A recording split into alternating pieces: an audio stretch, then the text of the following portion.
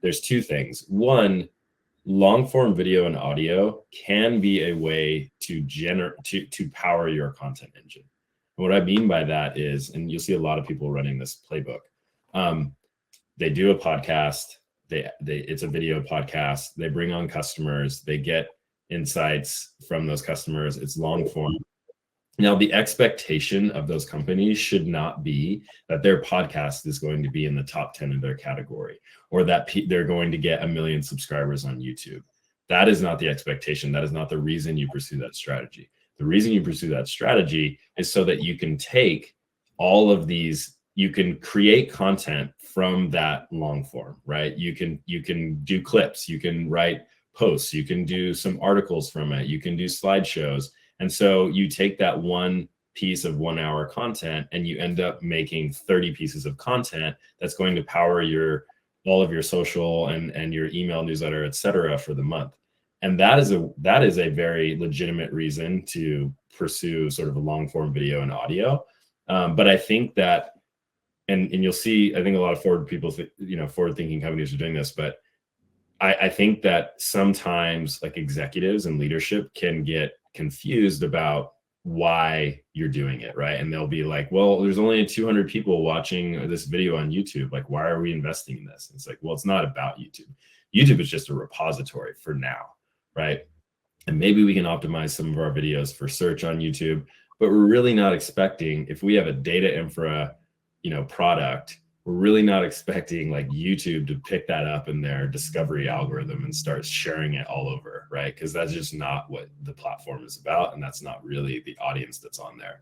So that's one way to kind of think about it. But to your point too, it's like you can also create a sort of funnel, so to speak, where 1 minute clips, 30-second clips that are going out on social.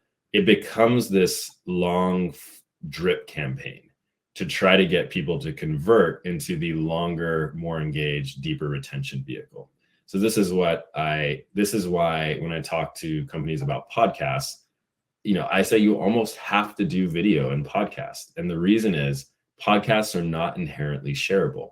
There is no discovery mechanism. There is no way to share a podcast. And if somebody does share a podcast, hey, go listen to this. It's great. That friction is so high, like the investment, because podcasts are like an hour long. Sometimes they're 2 hours, right? Everybody has their own podcast that they love. You have to, and there's only so much time to listen every week. So it's like your podcast has to move somebody, displace someone else in their listening list. And so like, it's a high bar to try to get someone to go and listen to a podcast. It's not like you can just like get it very quickly. And so that's what the short clips are for. You see a short clip of a podcast 30, 40, 50 times on social in your feed. You see friends sharing it. You see people talking about it. Eventually you're going to go like, I guess I have to give this podcast a try. I will go to my app. I will look for it. I will subscribe. I will listen to 1, maybe 2 episodes and see if I like it. But you're probably going to need like 50 touch points before someone does that. And I think people expect sometimes when they launch a podcast that, hey, we launched a podcast, like come listen. No one's going to listen to that, right? They need to be convinced that they should spend their time invested in that. And so that's what video is for. It creates this drip campaign, and it makes the podcast shareable when podcasts are not inherently shareable. Yeah. I love that, like drip campaign equivalence of email. It's almost like the video is the new email or something something along those lines. I think the search in podcast platforms is really bad. Oftentimes in conversation, someone tells me about an episode. It's just like, it's very hard to search. And I see people scrolling through a long list of their subscriptions trying to tell me what episode that was, and they couldn't find it. And I'm very frustrated that Google Podcast is going away because platform. Yeah, it's yeah. Google is Google has a podcast. Oh, yeah. Never heard. It's a listening platform. All right. Like Apple or Spotify. Exactly. Alright. So if you thought, anyone who does search well, it should be Google's podcast app, but it's exiting. So it's kind of interesting to see how the podcast ecosystem is going.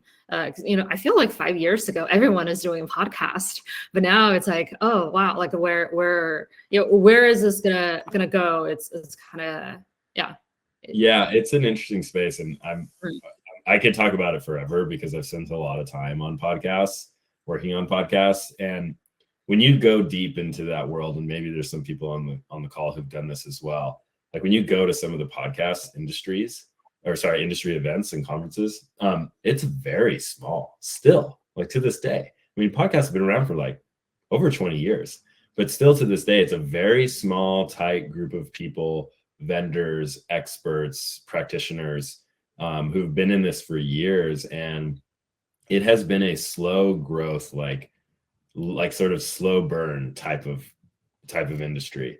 The tooling is not great. The analytics are horrible. It's like all of these things that we have in marketing in other channels like email and website, they just are non-existent in podcasts. And part of that is the complexity of the technology, but it's also the decentralization, that there's no one, like there's so many different listing platforms, and they all have different ways that they actually collect analytics and they measure things. It all comes, and the devices are different, how they allow measurement. And so it becomes, it's really hard to kind of get a bead on performance sometimes. But it's great. Like the podcast and the people are great in that space, and they've just are really passionate about podcasting. But I would say that it is, in my experience, in my sense, in being in that world, like it's still like the podcasts are still growing. They still are. They're not as growing as fast as they were maybe 4 or 5 years ago, but listenership is still growing. And so it's still this way to reach an audience and, again, like power all of your marketing.